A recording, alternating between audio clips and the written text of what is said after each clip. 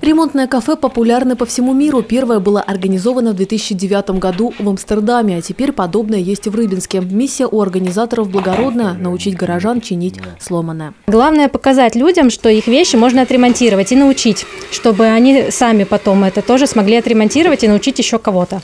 То есть мы не то, что бесплатная ремонтная мастерская, что нам сдал, да, вещь оставил и все. Мы именно учим, что давать удочку, а не рыбу. В минувшее воскресенье мастер Дмитрий Осинский, по совместительству волонтер Экодома, учил горожан ремонтировать электрические чайники. До приезда съемочной группы он уже спас от свалки один прибор. Я работаю в поликлинике, и так вышло, что он перестал работать. Естественно, мы купили новый чайник, но узнав об акции, мы решили все-таки принести и реанимировать. Все-таки мы пытаемся лечить пациентов. Вот. И слава богу, сегодня мы ему подарили вторую жизнь. Теперь у нас есть запасной чайник. Спасибо огромное. Второй чайник оказался случаем потяжелее, но схема действий та же. Первым делом проверяем подложку. То есть включаем на прозвонку, вот на этот, чтобы звенел.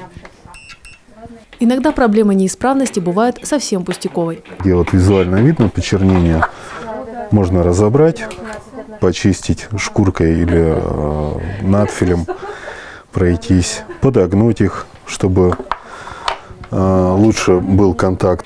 Чайник – устройство нехитрое, надо просто быть внимательнее. Тут, кстати, видно вот побежалость от перегрева. Его либо пустым включили. По словам Дмитрия, этот прибор свое отслужил.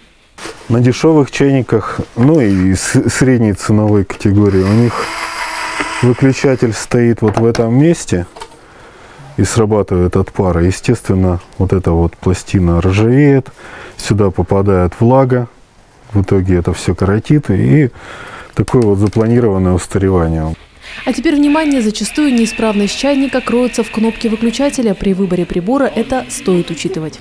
У более дорогих чайников, у них, может быть, видели такие, выключатель снизу, и у них идет трубка через весь чайник.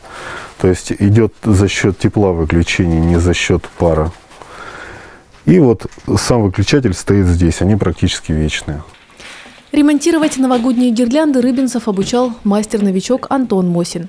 В советских гирляндах вот с такими лампочками тоже постоянно проблема. Как сгорит одна лампочка, так гирлянда перестает гореть.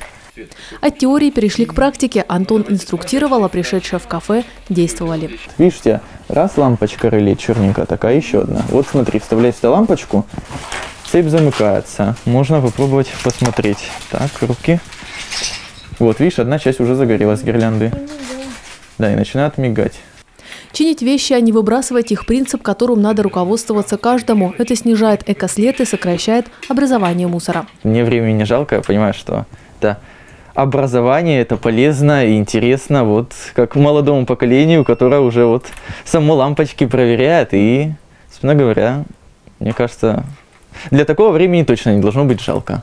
В ремонтном кафе восстанавливать можно все, от игрушек и одежды до бытовой техники. Если у какого-то мастера есть желание поделиться своим опытом, пожалуйста, пишите мне, мы располагаем местом, да, договоримся о времени и можно научить, передать опыт всем желающим. Расписание работы ремонтного кафе будет зависеть от возможностей и свободного времени мастеров, а что им починить обязательно найдется. Илья Новикова, Игорь Иванов, телеканал Рыбинск 40.